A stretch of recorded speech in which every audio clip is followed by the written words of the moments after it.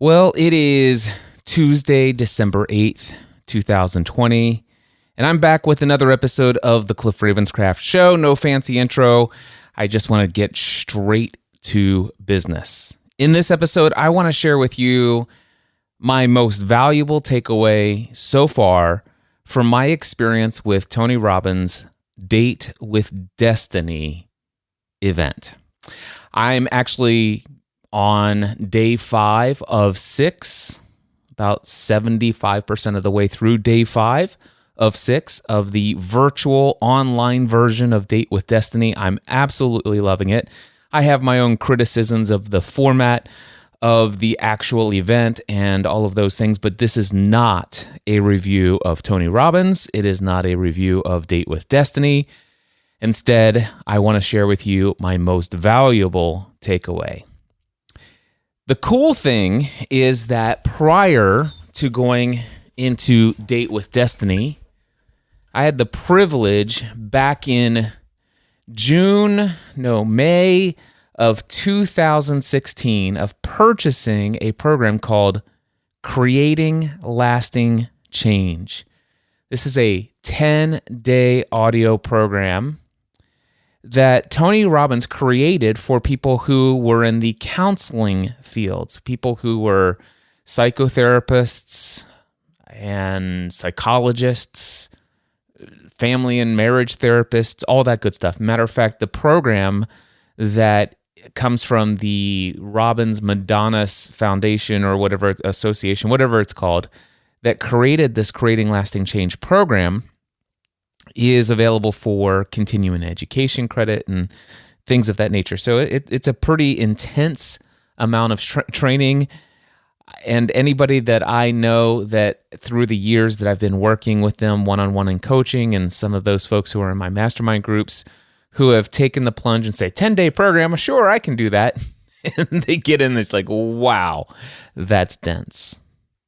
And so much so that it's been well over 30 times I've been through that 10-day program, and I promise you this, every single time I go through that 10-day piece of material, I always hear something new every single time that I swear I did not even consciously pick up the previous times going through. But boy, you can probably imagine after going through a program for more than 30 times over the course of what is it now, 4 years? 2000s, anyway, over the course of 4 or so years, you pick a couple things up. I've picked up a couple of things. And the great news is so much of what he talks about here is he talks about the fact that most of this material came out of his own personal search for some answers to some significant issues that he was experiencing in his life. And this is a man, Tony Robbins, who had experienced massive amounts of success, way beyond what most people would ever even dare to dream of. He's already achieved at the highest levels, and yet his life was still out of whack, out of balance. The man was struggling in several areas of his life.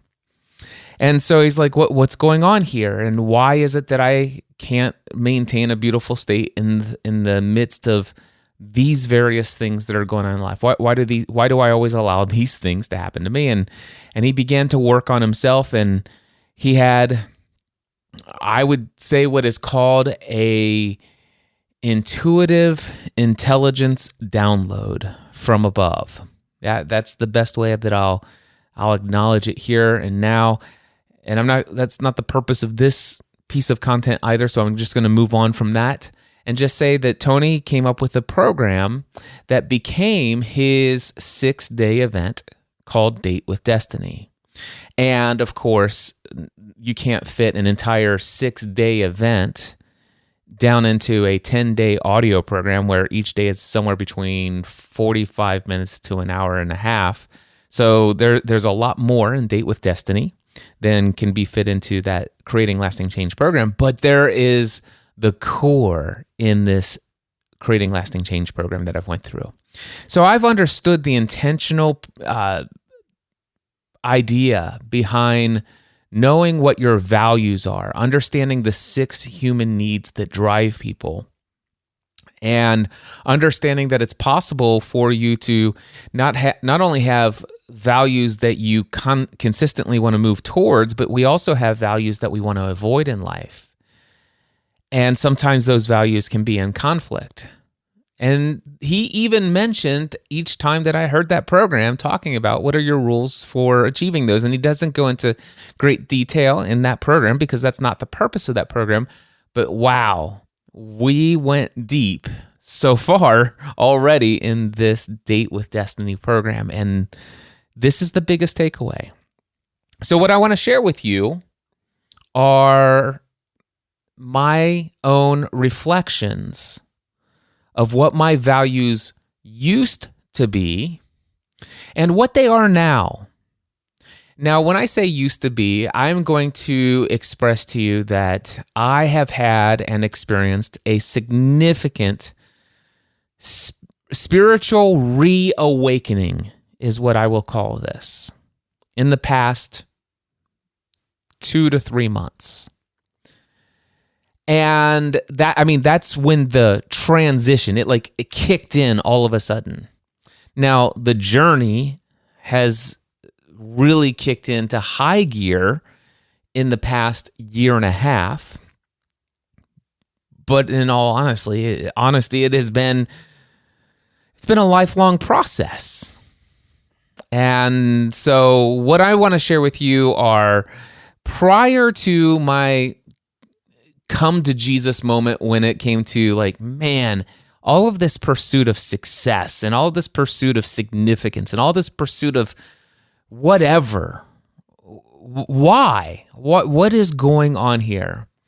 And while I had the understanding of this language before, going through the process that's outlined in Date with Destiny on getting to understand what are your core values and what are the rules that have to be met, what has to happen for you to experience those values in your life.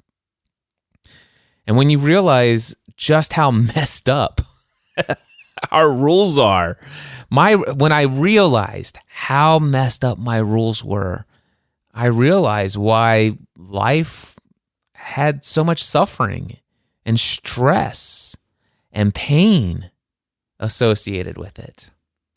Now, slowly, as a result of the influence of the materials that God has brought into my life through Tony Robbins and a large number of other people that I've been studying over the years in the area of personal growth and development, I've experienced a shift. And so here's what I'm going to tell you.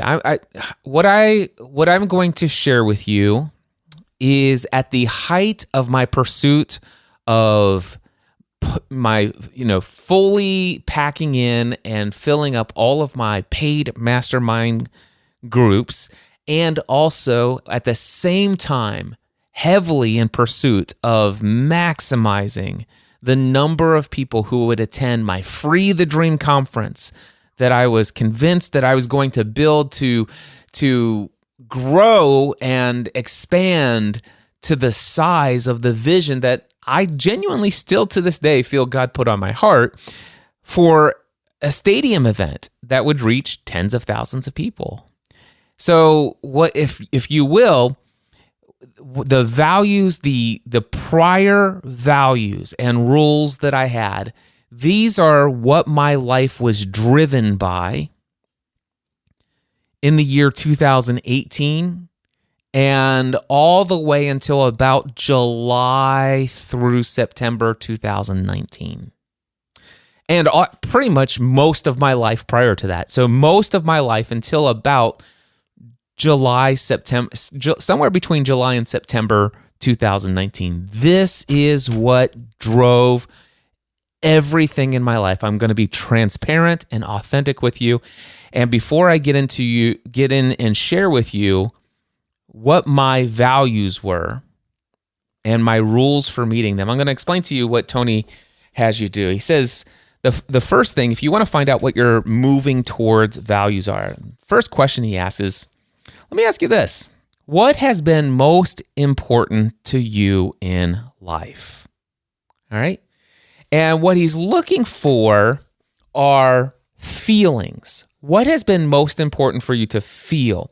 So, for example, sometimes when asked, what has been most important to you in life, you might say, family. Well, family is a means to get to a feeling. So family is a means to an end. And what we're looking for is the end, the emotion, the feeling, the emotional state. What is it? What feeling or emotion has been most important to you in life? Those might be, let's just say, freedom, passion, joy, security, hope. The things that you would want to move towards, what values, and these are quite literally what come to mind. And I was quite tempted to go look up a list of what are moving towards values that I could see as a list of examples to choose. Okay, I'll pick that one, and then I'll put them in order. I was tempted to do that. However, the idea is to say, okay, what feeling is most important to you in life to sense, to feel?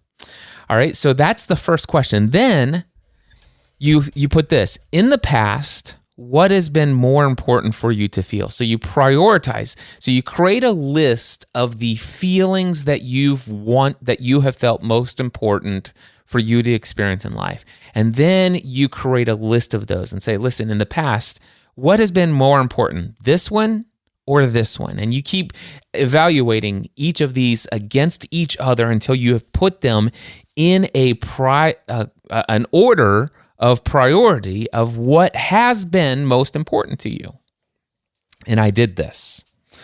Now, then you actually, to get your rule or to understand the next question is, in the past, what had to happen for you to feel, and then you insert that value or that feeling. So that's what I'm going to share with you at the first here. And then, of course, it says, let's see, in the past, what has been the feelings you would do most anything to avoid. So those are moving away from values. And then you create a list of those. What else has been most important for you to avoid or to feel?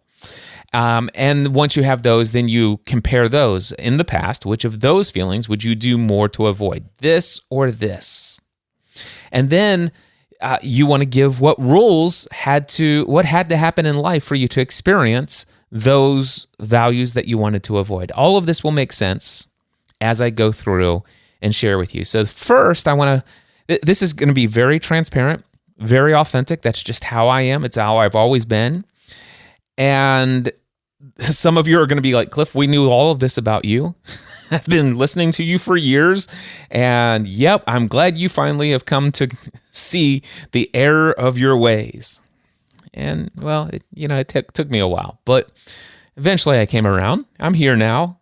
And not to say that I've got everything all figured out. I still got stuff. There's probably many things that you still see in my life that need to be kind of tweaked and adjusted. And hey, God will get to it in time. All right. So I did this exercise, and I'm going to share with you, prior to the Great Awakening of 2019-2020, which is I'm calling this, or the Great Spiritual Reawakening that God has, what were my priorities in 2018 and most of 2019 and pretty much my entire life leading up to that moment? My number one value that I most wanted to experience, what was most important for me to experience, was peace and certainty. In my mind, those were the same. Peace and certainty. Now, that being number one, here's what had to happen for me to experience peace and certainty. Now, what the idea here is if I'm honest, I'm going to see just how difficult I made it for me to ever experience these things. So, for me to experience peace and certainty, number one, I must never be in debt. And well, the good news is that finally in February 2007, Stephanie and I became debt-free, and we did remain debt-free all the way from 2007 all the way up until 2019, actually. When we actually took out a loan for 1 year of Megan's college tuition, and we took out a personal loan to buy Matthew a very reliable car. Both loans, by the way, which were paid off just a few months later. But I can tell you, taking out those loans took a hit in my peace and certainty. All right, it was not a pleasurable experience to think that. Now, where does that belief come from? Do I really have to be debt-free to experience peace and certainty? Well, my rules prior to, let's just say, September 2019. Prior to September 2019, the answer to that question is yeah, I have to be debt-free. If I'm not debt-free, I do not deserve peace. I do not have certainty, and there are problems in my life that must be resolved. All right? So that's one rule. But I have multiple rules for me to actually experience peace and certainty. My next one is I must have secure and reliable income that meets all my current and future needs. Now, underlined the word all, I did. Must have secure and reliable income that meets all of my current and future needs. Now, the great news is for much of my career, I've always had enough to meet my current needs. But there is something deep inside of me that I had been led to believe, conditioned to believe, that I do not deserve peace and certainty I will not have until my income is at such a level that I'll never have to work again, and all of my future needs will still be met. Matter of fact, that's a little bit further down. The next rule that I have, I must have a fully funded emergency fund, a retirement fund that it has maximum contributions every year, and the financial independence so that I would never have to work another day of my life and still have all of my current and future financial needs met. Now, first and foremost, not that I need to defend myself, but I definitely have no desire to retire one day and to not have to work. It's like that's really not a goal of mine. But it's something that I hear so often. Man, you're not really independently wealthy unless you don't have to work for a living, unless you've got income generating for you, blah, blah, blah, and all this stuff. I mean, I've heard it so many times that I'd been convinced that that's what responsible people do. And until you have that, you don't deserve peace. You don't have certainty until that. Except for the problem is this: I must never be in debt. Well, first of all, that's ridiculous. I no longer believe that anymore. But it was a big, huge problem that was holding me back and was causing me a lot of lack of peace and a lot of anxiety about my certainty and all this other stuff. But I must have a reliable income that meets all my current needs. That's never been a problem. But I don't know what my future financial needs will be. And that has been a major source of anxiety, fear, and worry as well. What if I get sick and can't work? What if somebody in my family gets sick and it goes beyond, the thing? What if I lose this? What if this? What if that? What if these things? And I have no idea that my future financial needs could be, I could create all sorts of imaginary stories in my mind, and I have, that would basically rob me of any opportunity of experiencing peace or certainty. And it's the number one thing I most wanted in life. The number one thing I most wanted in life was peace and certainty. And I sought it by remaining debt-free forever, having a reliable, secure income that's going to meet all of my current needs and all of my future needs, a fully funded emergency fund that's never depleted, a retirement fund that's fully maximized to its fullest potential, and financial independence. I got money coming in so that if I never actually did another I never worked another moment of my life to generate income. All of my financial needs were met. That's what, in my blueprint, that was what was required for me to experience peace and certainty, the number one thing I most wanted in life. Imagine the life of stress, anxiety, worry, and fear, and doubt, and lack of self-confidence one might encounter if that's your number one value, and those are your rules for getting it. Quite a wake-up call, huh? Now, thankfully, I had this wake-up call prior to Date with Destiny because I've been through these materials that have been keeping me thinking along these lines for years now. But man, actually seeing it in physical form, words on paper, wow. All right, what was my second priority? My second value, my number 2 value. I want to have meaning, purpose. I want to feel aligned. I just want my life to mean something. I want there to be some sort of purpose. And I have to make sure that what I'm doing is something I feel called to do in this world.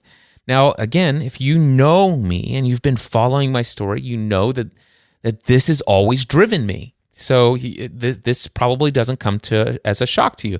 Now, for me to experience meaning, purpose, and to feel that my life is aligned with who I feel called to be, what are my rules? Here's one. I must be consistently serving others in a profound, positive, and powerful way. And I've done a lot to do that. It's one of the reasons why there are more than 30 different podcasts since 2005, over probably 5,500 podcast episodes to date. It's the reason why I've done all of the mastermind groups, the coaching, the workshops, the Free the Dream conferences, and everything else I've done. It really has. I want to serve. And I got to do it at the highest level because that's what's going to give me meaning. That's what's going to make sure that I'm in alignment with who I feel created to be. I have to do it consistently, nonstop. And it's got to be powerful, profound, and positive. Now, I'm not saying there's anything wrong with that, but maybe how high up it is and at the expense of other things, maybe being a little bit higher on the priority, there might have been an issue there. I'll get to that when I talk about what my revised values are. But this was my old one. And then I had a second role. Now, listen to this. I must be able to entertain, educate, encourage, and inspire others, to motivate them to do the inner work that will help them discover their true identity and to live out their purpose in this world. Again, there's nothing wrong with those 2 rules as far as I'm concerned when it comes to meaning, purpose, and alignment, except for how high up they are on my list. And also, I'll come back to it. But that's what I had written down. Let's go to my third value. It's written in 3 different words: enoughness / valuable / worthiness. So in essence, what's the third most important thing for me to feel in life? That I'm enough, that I'm valuable, and that I'm worthy. All right. Now, what are your rules? What has to happen in your life for you to feel like you're enough, to feel like you're valuable, to feel worthy? Well, here's the first one. I must always be learning something new and applying it to my own life so that I have credibility to teach others what I've learned. And look at my life over the last several years, and you'll see that that's been a driving force. All right. Not a whole lot bad with this, except that there are some issues that come along with that language and that wiring. See, one of the things I'm going to pause here as I share this with you, I want you to think about this. My subconscious mind had all of this running in the background. This was the operating system of my life. I'm not consciously aware of this. This isn't like I'm thinking about this stuff consciously every single day. These are the words and the thoughts that are running around my head all day, every day. No, these are the things that I believe to be true, and that at some point I've said, yep, I want that. Yep, I want that. And these are the priorities in which I put them. And this is the operating system that was running my life. This was the driving force of my life. This was, in essence, programming code that had been executed when it comes to every experience in life, every opportunity, every decision-making situation. Everything went through the filter of what is in this programming code. And so much of this I wasn't even consciously aware of until I began this process of discovery. I said, hey, maybe I need to actually open up the code and evaluate what's operating my life under the hood. Let's see what kind of commands, if-then statements are actually happening in my subconscious mind that's causing me to experience so much pain and suffering, anxiety, fear, doubt. Let me dig under the hood. So anyway, now the first bullet point for enoughness and valuable and worthiness doesn't sound too terrible, although I will tell you there's some issues with it. But the second bullet point is very disturbing. I must never regret. Actually, it says I must not, and I can. Matter of fact, I should probably change that. I must never regress, fall back, or fall short in areas of my life that I've previously mastered. Once I've learned a lesson, I should never experience failure in that area of my life again. Now, tell me this. What's the likelihood that I'm in every area of my life where I've worked to become consciously aware of an issue, a thought, a belief, a behavior, and once I've brought it to my conscious attention and did the work and strategy and techniques to do all of that stuff and to make it the focus of what I want to shift and transform in my life, and then I see some level of mastery over it. I develop some new habits, some new patterns. I experience some new breakthroughs. But then over time, I move on to focus on some other things and I work in some new areas and all this other stuff. And lo and behold, there was a trigger. There was an anchor somewhere embedded in my past that actually went back to that old program, that it called up old programming code that is deeply ingrained but hadn't been completely 100% eliminated. My old patterns of routine that were my old anchors and triggers had been eliminated. But man, there was this one thing that this one person said, and it's the tone of voice in which they said it. And all of a sudden, boom, it's triggered. Now I'm actually sitting there late at night, binge eating or something. You know, where did this come from? You know, it's like, oh my gosh, the scale is up again.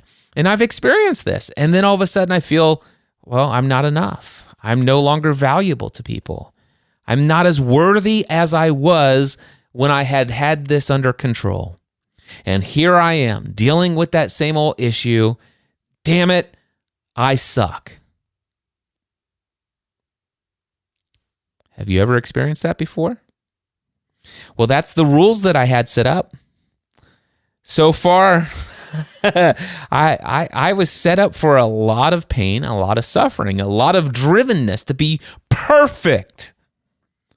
There's a lot of perfection required in my old programming code for me to experience the good life. And, well, perfection, I'm sure you're aware, does not come easy. And perfection actually never does come, does it? Anyway, significance is my fourth value. Now, I know some of you are like, Cliff, come on, seriously. Be really honest with yourself. You know that significance is number one. And I'm like, let me tell you, it's high up there.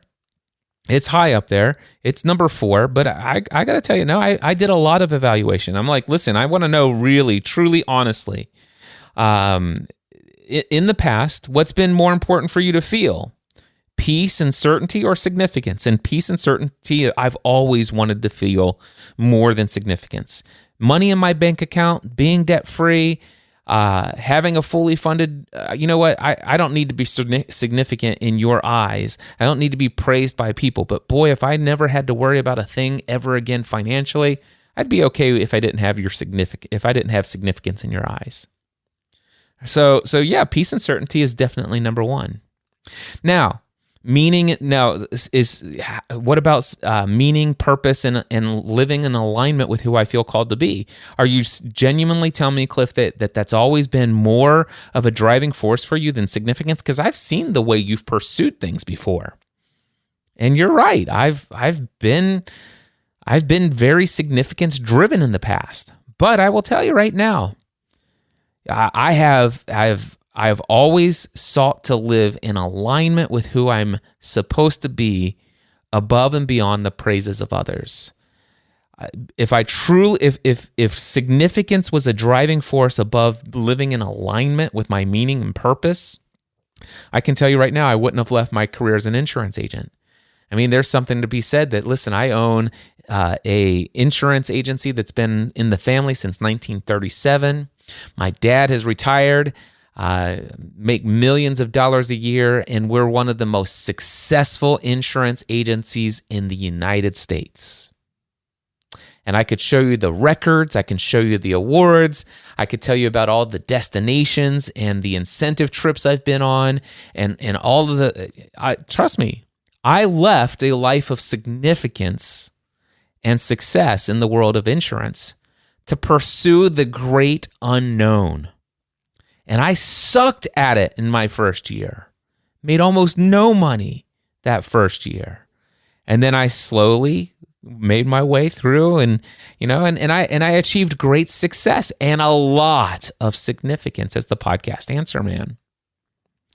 But then there came a time when even that work was a distraction from doing what my meaning and purpose and what I felt was in alignment with who I was created to be. I was like, listen, I just don't think that I'm supposed to spend 8 to 10 hours a day answering people's questions about technical issues related to podcasting. I really do think that's a waste of my time. Yes, I know that there are 40,000 people in the world I've trained to podcast. I've helped the top people in the world, and on a daily basis, there's over 1.5 million people in this world who hear my name as the podcast Answer Man, and I'm a go-to authority and all that stuff. And boy, did that make me feel great. But I gave it up. And so I will tell you that don't get me wrong, significance has been a high motivating power. And then, of course, being enough and valuable and worthy, those are more important than significance to me. But again, the whole idea of living that perfect example, not ever regressing, that was a big thing. But then significance was number 4. So here are my rules. What did I have to do? What had to happen in my life for me to experience or to feel significant? Number 1, and these are really dangerous programming lines of code. All right, and many of you, if you've ever experienced a time when it's like, you know what, Cliff, there's something about him I really like, but there's just something about him that's off. There is something that just rubs me the wrong way about Cliff Ravenscraft. Chances are I'm about ready to reveal to you what that is that's probably been rubbing you the wrong way. And it's this source code in my the source code that was a part of my operating code all the way up until September of last year. Here it is. Number 1, I must be liked by others for me to have the opportunity to influence them. So I wanted to be liked by you. I did. I would do anything that's ethical, that's reasonable, to be liked by you. I would go out of my way to be liked by you. I would change some of the things that I say. I would filter what I would say based upon whether or not I thought it would make you like me more or less. I would shift a bit of the persona. I would be a different person for you if I felt that might make you like me more. I might withhold some of my own identity to avoid you not liking me. I'm recalled of the fact that my username for years has been Cliff EOTC, which stands for Cliff Encouraging Others Through Christ. And that was my username on Skype when Skype first came out. And Cliff EOTC, encouraging others through Christ. And then when I decided to switch over from GSPN on Twitter, I changed it to Cliff EOTC, and then I changed Cliff EOTC on Instagram and all these other places. And when people ask, Cliff, what does that mean, Cliff EOTC? And I'd say, well, it means Cliff encouraging others through Christ, but if you want, you could actually, if that's offensive to you, it's Cliff encouraging others through content. What? No, it's Cliff encouraging others through Christ. That's who I am. But sometimes I felt like I needed to avoid the boldness of such an identity statement because I might not be liked. And that's just one tiny example. And I can think of a ton of examples where I bent a little bit of my public perception in the pursuit of being liked by more people. The second line of code under significance, I must massively grow the size of my audience so that I do not squander my opportunity, gifts, and talents. I must massively grow the size of my audience. All the way back to my Lost days when we were podcasting about, Stephanie and I were podcasting about the TV show Lost. I was so full of myself. Oh, we're going to be famous and we got to do whatever we can. Share this with everybody and gosh, in the early days I used to check my stats all of the time. Now, some of you are like, Cliff, seriously? Because you always preached against that. And yeah, the reason why I always preached against it is because of just how hardcore I had gone over after those things.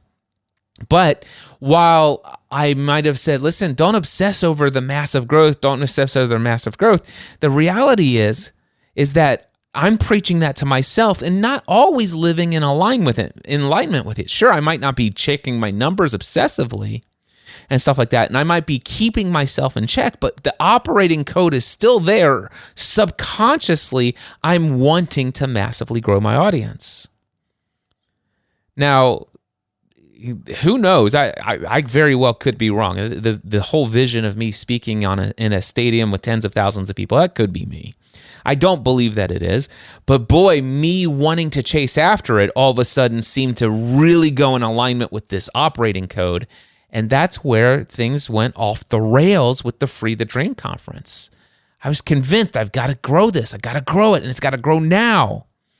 And it was causing lots of issues. I was doing things out of order.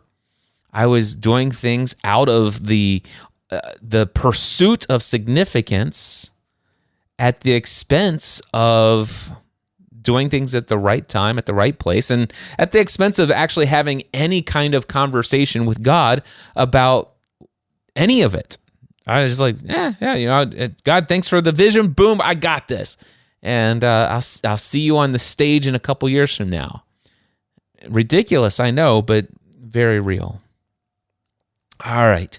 The third line of code under significance, I must be highly respected and well connected to those who have far more influence than myself to gain the credibility or validation, it's not written down, but that's the another one, that I need to gain the know, like, and trust factor that leads to a large following. There is so much wrong with that code. Now, I'm incredibly blessed that in spite of that terrible line of instruction in my operating system, that God has blessed me with some incredible relationships with people who are far more influential than I am. And I'm so thrilled that those people saw more inside of me than some of the bad code that actually showed up in some of my external words and actions. And to those of you who know what I'm talking about, thank you. I appreciate the patience that you've had with me. My fifth priority that I had been going after, fifth thing that was most important for me to experience? Love and connection. What were my lines of code for this? For me to experience love and connection, I must spend quality time and be fully present with my wife, my kids, and my friends. Now, how possible is that? How possible is that for me to experience, well, first of all, quality time with my wife? Well, actually, no, quality time actually does mean fully present with them. That's not to say that over the years I haven't spent time with my wife and my kids, but much of that has been time where my mind is on my business and on my lack of peace and uncertainty.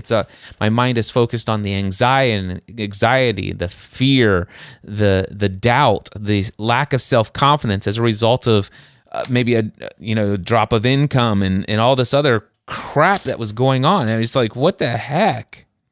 Where is that? Where rejection, guilt, shame, anxiety. Oh, you know what? Anxiety and fear. Okay, so I'll get to that. So anyway, it was hard to actually, even though this line of code doesn't sound too difficult, too challenging, or maybe you do understand the challenge of being fully present with your wife and kids. Maybe you do understand that. I don't know. Some of my friends, man, they are masters at this. And I'd like to say that since my spiritual reawakening, that I have experienced far greater success in this area. And that has a lot to do with the change of this programming code, ripping out this old operating system and installing something that goes with the life for which God created me to live. And it was not that by the way, spending quality time being fully present with my wife and kids, absolutely, that is the right programming code. However, it was the other operating codes that was not allowing me to, it was running software that wouldn't allow me to experience any success in those other areas. And so therefore it was hard for me to be present because I was always mind somewhere else. All right. And then I must express my love to these people in both visible and invisible ways. And that means showing them that I love them when I'm in front of them, but also doing spontaneous little things that they don't expect. And by the way, all of that operating code, absolutely still very vital. That code is not getting removed by any stretch of the imagination. It's just that it was hard for those rules to ever be implemented because of all of the other codes that were throwing up error, system default, or system fault, red alert. And so even though I had good programming code for love and connection, it was a challenge. So next, what I did is I created a list of my moving away values. So what's most important for me to avoid feeling? Number one, humiliation. More than anything else, I wanted to avoid humiliation. What would have to happen for me to experience humiliation? The first line of code, to fail to live up to what I said I would do in the public eye. Yeah, and guess what? I've done that a time or two, and chances are I will probably end up doing that again a time or two in the future. And so therefore, that programming code is going to cause some pretty difficult system failures. All right. The second line of code, to have anyone publicly criticize me. Now, wait a second.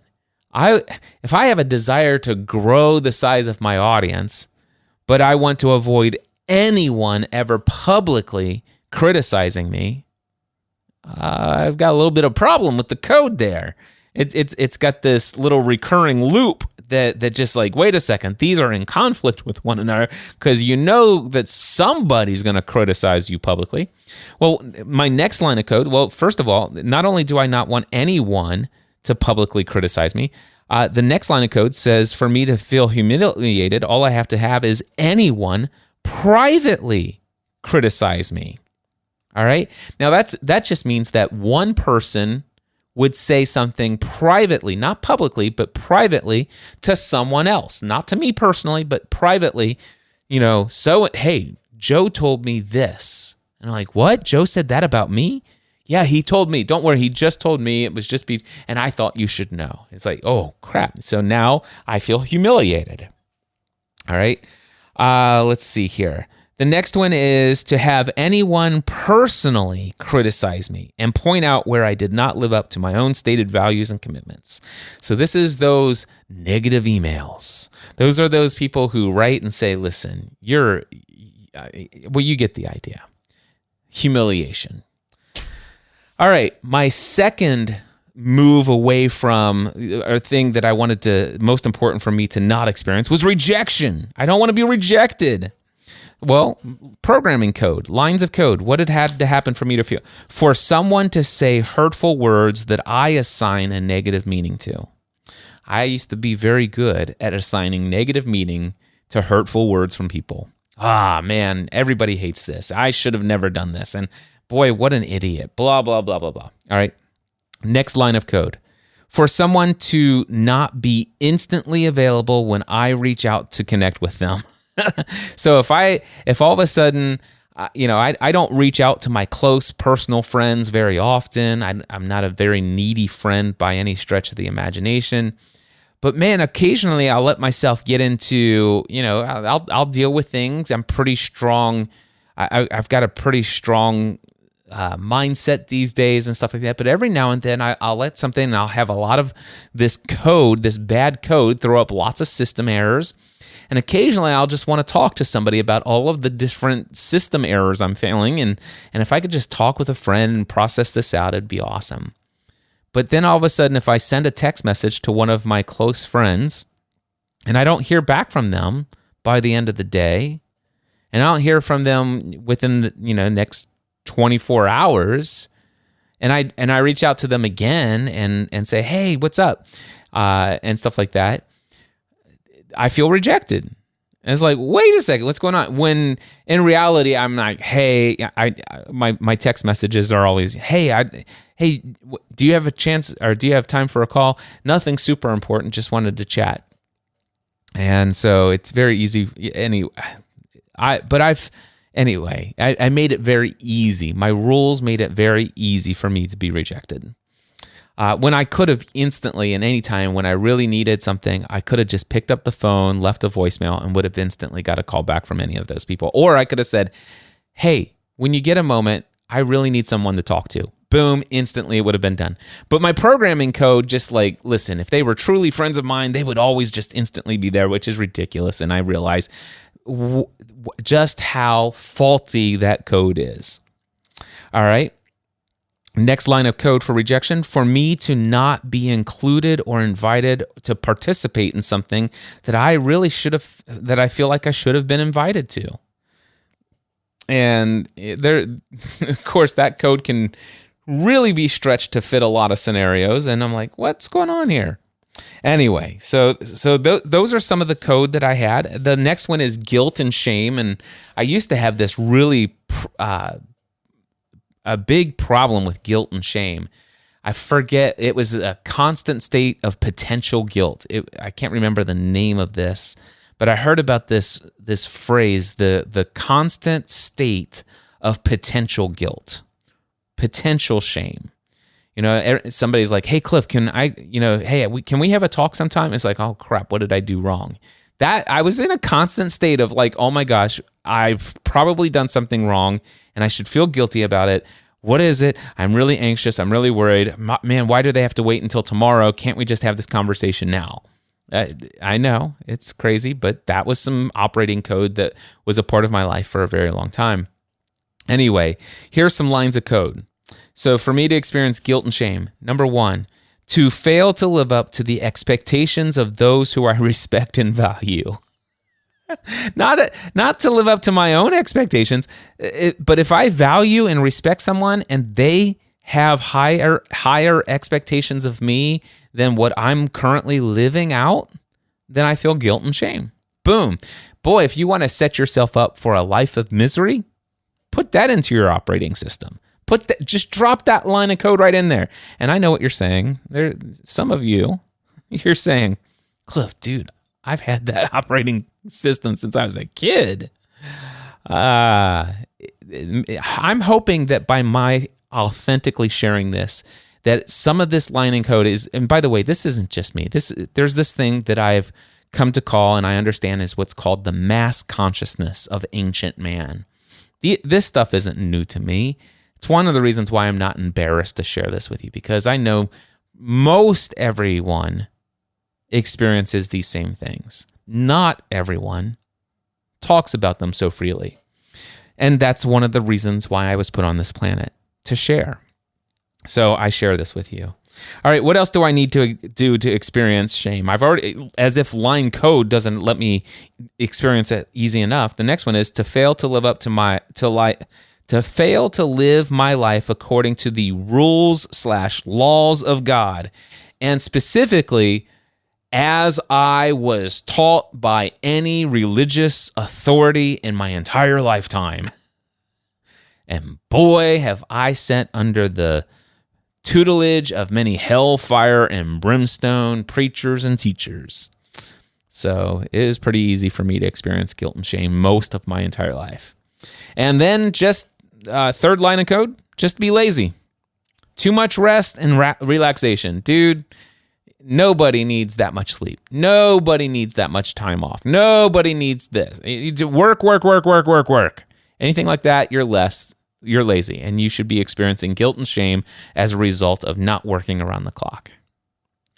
All right, so that was my guilt and shame coding for the value that I wanted to not experience as my third value that I wanted to move away from experiencing. The fourth most important thing for me to not experience was anxiety/fear. Now, here is how ridiculous and messed up my operating system was. 3 lines of code guaranteed to cause me to fail in life to experience peace and always experience fear and anxiety. Line of code number 1. What does it take for me to experience anxiety and fear? Get this. Any drop in my income. I'll say it again. Any drop in my income. It doesn't matter how much income I have. If my current financial needs are, for us to really live the lifestyle that's necessary for us to meet all of our current needs, and still have, we've got at the minimum amount of margin to experience life without radically changing things is $20K a month in my business. But if I'm at $28,500, but I drop down to $27,500 because one client who was grandfathered in at $1,000 a month has decided after 14, 18 months they want to move on to something else. That's $12,000 a year drop in income. Now I'm experiencing anxiety and fear. All of a sudden it's like, what does that mean? It's, oh man, does that mean that maybe more is to come and blah, blah, blah. And my code was any drop in my income. Ridiculous line of code. What else? Is there anything else that would cause me to feel anxiety or fear? Line of code number 2. Any unexpected expense. Hello. Have you heard about this thing called life? Dog swallows something. He needs to go to the vet. Daughter's experiencing some pain in her stomach and she wants to go to the clinic that's off campus that isn't inside of our network. Somebody's car, the check engine light's on. Can we go on and on? I mean, what are the chances in any given month there might be an unexpected expense? Pretty much guaranteed. So my operating system, my line of code, pretty much guaranteed me anxiety and fear every single month. A good, decent dose of it. Drop of income and unexpected income, unexpected expense, boom, pretty much guaranteed. And then, of course, any health/medical issue, personally or inside the family. So I gotta tell you, while I never wanted to experience those things, those are things that are important. Number 4th in priority for me to avoid feeling. I had rules or operating lines of code that pretty much guaranteed I'm going to experience anxiety and fear, which goes, remember, peace and certainty was my number one thing I most wanted to experience. And these pretty much guaranteed I won't ever do that, along with the code that, do you realize how challenging life is when you're not aware of what your operating system is, what your values are, and what kind of crazy, messed up belief system you've adopted throughout your lifetime that you're not even consciously aware, but is actually running every decision and thought process in your life. This is what has become very clear. By the way, the fifth thing for me to avoid, fifth most important thing for me to avoid feeling, depression. All right? And what's the operating code for that? How do I experience depression? It's very simple. One line of code is all I have. To create horror films in my mind using my imagination about any circumstances of my life and force myself to focus on and watch these horror films over and over again. That's it. All I have to do for me to feel depressed is I have to have something happen and me to use my imagination to assign very negative meanings and imagine just how bad things could be, so much so that it would be horrifying if those things really did become a reality. And I would actually create very creative, very imaginative stories, and I'd replay them over and over again in my head, and therefore that would equal depression. That's one line of code for me. By the way, I'm not explaining that that's what depression is for everyone, but that's what and I have experienced depression in my life, and that's the line of code that brought it up for me. Now, Date with Destiny is really awesome, and it walks through an entire process. And one of the reasons why I wanted to go through Date with Destiny, which was a very expensive, well, no, okay, that's not the right word. It was a reasonable investment for me to participate in this program. And what I will tell you is that I wanted to go through this for myself because I knew this whole rewriting your blueprint, reevaluating, reprioritizing all of your values and your rules and everything. This is what the program is all about, and there's a specific way that Tony teaches. And one of my favorite things that Tony says in this program, he's like, listen, I want you to take notes, like the craziest notes. I want you to take notes as if after you're finished going through this, that you're going to teach it to someone else. That's his expectation. And of course, that's why I'm here with you. And it's part of who I am anyway.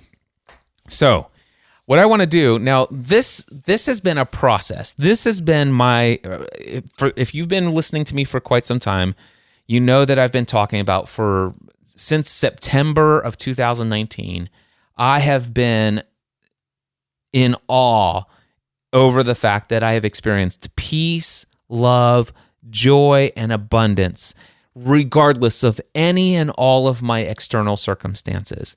And granted, I can tell you that I was even a little bit concerned because so many of my external circumstances were really awesome. But when this stuff began, it wasn't like that. This began about 2 weeks before Free the Dream conference. It was very clear that I wasn't going to have 300 people. It was very clear that I was going to have more expenses for that event than I had income. It put me in another $19,000 hole. In the pursuit of marketing Free the Dream, I wasn't filling empty seats inside of the Next Level Mastermind. And so I was experiencing some financial uncertainty, drops in income, and some other stuff. But through a bunch of books, through a bunch of other resources, and just what I now understand, God speaking to me, I came to this place where all of a sudden I realized peace, love, and joy, and an overwhelming sense of abundance. It's possible to have those things and not have any of that come from external circumstances. In fact, they are all the fruit, if you will, of the Spirit. They're the fruit of living inside and identifying and being fully present and consciously aware of the kingdom of God, which Jesus said is within you. All right? So, not the purpose of this episode, so I'm not going to go much more in depth into that right now. But what I will share with you is I want to tell you what my new revised values are. And I am going to also attempt to kind of share with you what my rules are. I don't have my rules written out, but I know the rules. They're in my heart. I have written out in front of me my values. I didn't write down my away values because that hasn't been a part of the program. Maybe that's going to be tomorrow. I have no idea. But here's what I'm moving towards. All right? So the first 5, I have 9. I have 9 values that are the driving force of my life today. And the first 5 have nothing to do with the outside world. So my rules have nothing to do with any external circumstances. Let me share with you value number 1. Peace, love, joy, and abundance from within, regardless of any external circumstances. That's my number 1 value. I always want to have and experience peace, love, joy, and abundance from within. And regardless of what any of my bank account looks like, regardless of what my kids have done or said, or regardless of any emails that have come in, regardless of any drop in income, none of that stuff matters. No, it doesn't matter who wins the election. It doesn't matter if masks are mandated. It doesn't matter if there's a civil war. It doesn't matter any of that stuff. I want to always be living in peace, love, joy, and abundance within, regardless of any external circumstances. Now, what is my rule for experiencing that? What has to happen for me to experience all of that? It actually is number 2. Conscious awareness of my identity as soul in eternal union with Father. Basically, it is this spiritual reawakening that I've had. And the reality is that I experience peace, love, joy, and abundance from within, regardless any of my external circumstances, as long as I remain consciously aware of who I truly am, my authentic identity, that I am a pure soul that is experiencing this world through the life that I have been given to live, the life that I've been called to live as Cliff Ravenscraft. I am at my core a soul that is not attached to this world and that is in perfect union with God, the creator of all things. As long as I remain consciously aware of that's how I experience number 1. So it's important for me to remain consciously aware. Now, what is my rule for that? Just awareness. Meditation practice helps. It's not required, although I guess maybe technically it is required if you determine what is the root word and meaning behind meditation. Living present in the moment, consciously aware and all this other stuff. Is it possible to do what Brother Lawrence talked about from the 17th century? He talked about this thing. It's called practicing the presence of God. And that's something that's always influenced me, and it's something I have a greater appreciation for these days. All right. Number 3, meaning, purpose, and alignment.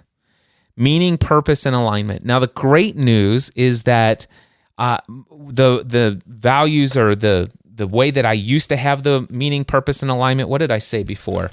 Must be constantly serving others. You know what? Meaning, purpose, and alignment just means that whatever work that I'm doing, it has to be in alignment with who I am. Now, do I have to be constantly serving others? No, I don't. It's just that if I'm going to do something, it simply has to be in alignment with who I know that God created me to be. I have to, for me to experience this, I have to remain consciously aware of my identity as soul, and that when I make a decision to do so, I do so out of a state of peace, love, joy, and abundance, knowing that what I'm about ready to do or what I'm choosing not to do is based upon what I know Father has created me to do and what He would have me do. That it's okay for me to say, no, I'm not going to go and do this. And you know what? Yes, I will go do that. And it's not about how many people I serve. It's not about how often, how many hours. It's none of that stuff matters anymore. All that matters for me all that I need, my new operating code for experiencing meaning, purpose, and alignment is to have received in my heart and in my soul an understanding that what I'm about ready to do is in alignment with what I feel called to do. This is inspired. This is what I feel is right. Gut check, if you will. Much easier than what I had before. Number 4, I want to always experience gratitude, gratefulness for all that has been, that is now, and for what is to come. In all circumstances, I want to give thanks. No matter what has happened to me in the past, and I've had some great things happen to me in the past, and I've had some terrible things happen to me in the past, but everything that has happened has worked for my good, and I can find things to be grateful for in all circumstances. In all circumstances, give thanks. What's going on now? Doesn't matter what the circumstance is. You know, what if I actually have 4 or 5 clients that leave all at once, and my average client pays me somewhere around $2,250 a month these days. If I have 5 clients leave, that's a significant drop of income. That's not happened recently, by the way. But, you know, I brought in a lot of clients at the end of 2019. We're coming to the end of 2020. And you know, several clients have already committed that they're renewing. But, you know, anything could happen. And so the question is if I were to have a very significant drop like that, what do I want to experience? I want to say, wow. How I want to be thankful for this opportunity to tap into, number 1, my faith and my peace and love and joy and abundance within God. I'm thankful that this is an opportunity for me to be tested in the reality of who God is and my identity in Him, to seek His kingdom first, and to know that all things will work out and that all things will be added unto me that are necessary, that everything's going to be fine. I will be grateful for the fact that these clients have dropped. I'll be grateful for this very critical piece of this criticism that I've received from so-and-so. I will be thankful when I send out this email expecting this result and I get no results. I will be thankful, whatever the but I'll be thankful for all the good stuff too. But I will find something to be thankful for. I'll be thankful for the challenge. I will be thankful for the opportunity for me to be proven that I am stronger than I ever thought that I was previously. I'm thankful for this opportunity for me to grow an even stronger immunity to the things of this world. And I want to have gratitude. I want to experience gratitude today for what is to come. The things that I decide to go after, I want to be thankful in advance for them. But also the things that I don't know that are on the horizon, I also want to be thankful for them. There are so many things that are a part of my life today that I could have never even dreamed of 5 or 10 years ago. And I'm thankful for those things already today. And I know that many of those things can't come unless I actually have some of the current things I have in my life stripped from me, or I actually take them out of my life intentionally on my own volition. Anyway, so number 4, I want to have gratitude for all that has been, that is now, and for what is to come. My fifth value that I want to experience in my life is intuitive intelligence. Now, this is not an episode about what intuitive intelligence is. But if you're interested, I encourage you to Google it. All right, there you go. Enough said. All right, now the cool thing is I still have 4 more values that I move towards that drive me today. But the interesting things is the first 5 items, the ones that are listed above, they are my top priority. They are the number 1, 2, 3, 4, and 5 things that will drive every decision I make in my life. Well, the next 4 will as well, but the first 5, get this, they are the source of my certainty. They are the source of my variety and uncertainty in life. The first 5 are the source of my love and connection. They are the source of my significance. I no longer need significance from you, my dear listener. I no longer need significance from my kids or my wife.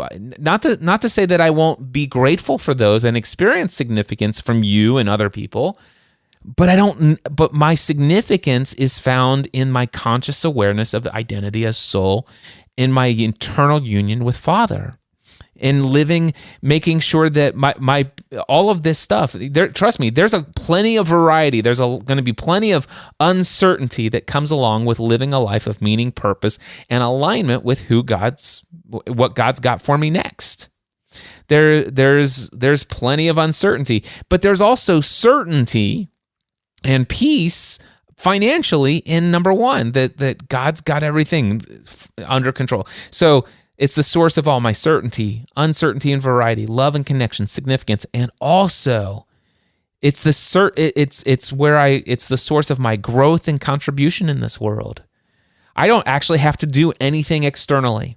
If I was limited to the first 5 items on my list, all of my human needs would be met. All of my spiritual needs would be met. I would be who God called me to be. Yet there is still a little bit more in the external world to be done, and that is where 6 through 9 comes in. So number 6 is I want to experience health, both mental and physical. I want to continue to work to master self-control when it comes to my mental and physical self. That health, I want that. I feel called to that. I want to experience that. And what are my rules for that? What's my programming code? I want to work out consistently. I want to eat healthy, and I want to consistently be growing. I want to meditate and experience all of the things in the first 5 list. But I also want to move on to number 7, which is learning and growth. I am always led by God to follow my passion and my interests and my curiosity. I'm always learning. I'm always growing countless hours. And it's not that I'm required to spend countless hours. That's just who I am, and I love it. And I will continue to pursue it because it's who I am. And number 8, I want to contribution. I want to experience the feeling that I'm contributing to the world. Now, there are contribution now for me has multiple levels here. Number 1, it is sharing my experiences. Hey guys, I went to Date with Destiny. I'm sharing with you what I'm doing here. Or if those who are listening to the Train with Cliff audio program, which you can learn more about at trainwithcliff.com, I do a lot of audio journal. I just say, hey, this is what I'm experiencing. Sharing my experiences is very much a part of my contribution to the world. Then there's teaching and educating. This is both sharing my experiencing, but this is also a little bit of teaching and a little bit of educating. I'm sure you've been resonating, and it's like, oh man, I want to go through a process like this. And then the third level of contribution for me is coaching and mentoring. All right. Then it's like, okay, that's contribution. But then I felt Father telling me, it's like, listen, I want you to prioritize at what level, who comes first. Create a list of priorities of who you're going to share with, who you're going to teach and educate, who you're going to coach and mentor. Well, I said, great. Who would you have me put down in my list of priorities, Father? And here's what came up. Number 1, myself. I want you to experience fully, and I want you to share with yourself. What are you experiencing? I want you to evaluate, be consciously aware of what you're experiencing. Think through it, evaluate it. What can you learn from it? teach yourself, educate yourself from your experiences, and coach yourself, mentor yourself through the transformation of what it is that you've experienced, what you've learned, how you're growing. So I want to contribute to myself first. Next, I want to share with my wife.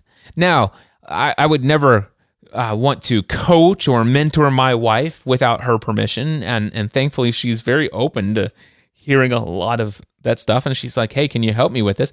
But still sharing my experiences with her, and if I want to teach, if she's interested in having me teach her something that I've learned or read in a book, I definitely want to I have more passion and more desire to share that with her first and foremost. And if I only share it with her and I don't ever create a podcast episode about it, that's fine with me. And that, let me tell you, that's not the old me. The old me would be like, I'm like, Stephanie, I talked about this in a podcast episode. You want to go listen to the podcast? It's like, it's ridiculous, but that's kind of how I used to be. Because I had my priorities out of whack. I'd share it with my community before I'd share with my wife. And that's not happening these days. And I'm thankful for that. After my wife is my family and my friends. And I'm specifically talking my kids, my cousins, my uncles, my aunts, my mom and dad, whatever. My family and my friends, my close personal friends. Sometimes I go through this stuff myself. I have a conversation and talk with my wife about it, then talk with my kids or my friends about it. And then next to that is my clients. And by that time, I've talked about this stuff so much, I feel like, man, who all have I talked to, who I haven't talked to? And sometimes I don't ever get around to talking to my community about it or even publicly teaching on this stuff. And you know what? That's okay. Because I'm no longer seeking significance from my community or the public. It's just not that. My significance is met in my union with God, and that's it. I don't need it from anyone else, and that is awesome. But you know what? The thing is so my contribution to my wife first, then my kids. I'm sorry, to myself first, then to my wife, then my family and friends, then my clients, then my community, and then I might go public, and publicly speak about things and in interviews on other people's podcasts or speaking at other people's conferences or doing my own conferences, which is a little mixture of my community and publicly for people who may have signed up for the event even though they don't know who I am, which has happened, which is cool. All right, that's contribution. And then number 9, financial stewardship. And it's the last on my list. And financial stewardship is income, money management, savings, and investing. And so I want to feel that I'm being a good financial steward is what number 9 is. That's the value. And what are my rules today for that? What has to happen for me to do that? Number 1, that I be producing income. Now, sometimes that may be far more than what's necessary to meet our current needs, and it's actually working towards many of the things that meet future needs. I'm going to take a drink of water, and I'm probably not going to edit this out, so bear with me one second. Okay, so I producing income. I want to do that. If I have the ability to produce income, I want to produce income. I want to do things that will produce income. But if I do things to produce income and income does not come in, I'll ask myself, how can I be grateful for this experience? What can I learn from this experience?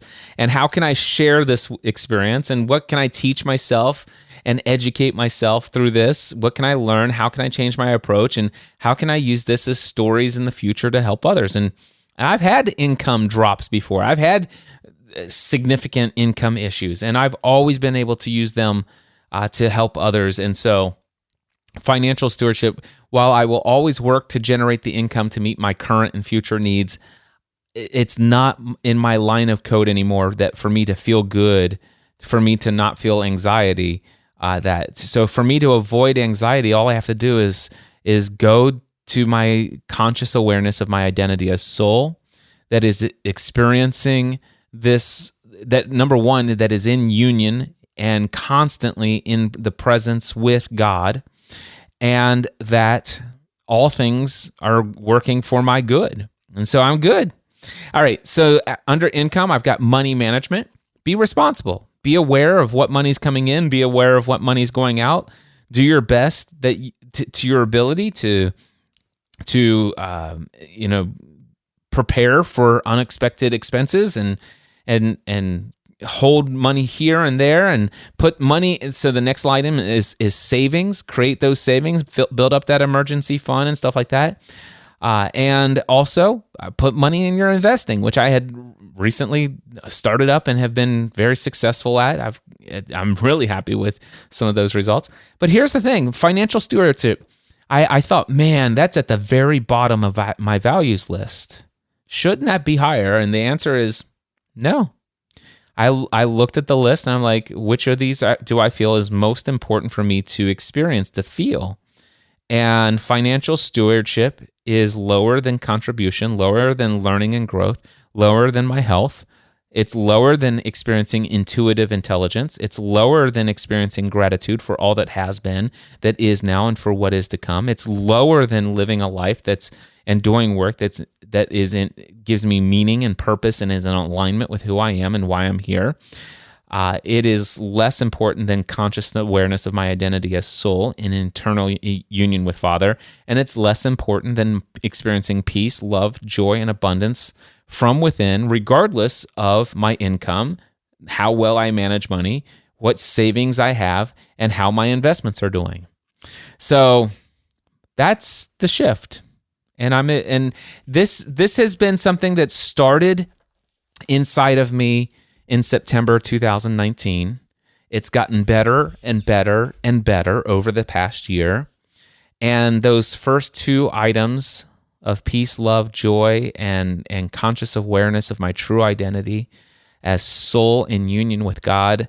And I'm here experiencing this world through the life that I live here. It's amazing. And that's my biggest takeaway from Date with Destiny. Until next time, I encourage you to take everything you do to the next level. Mindset Answer Man.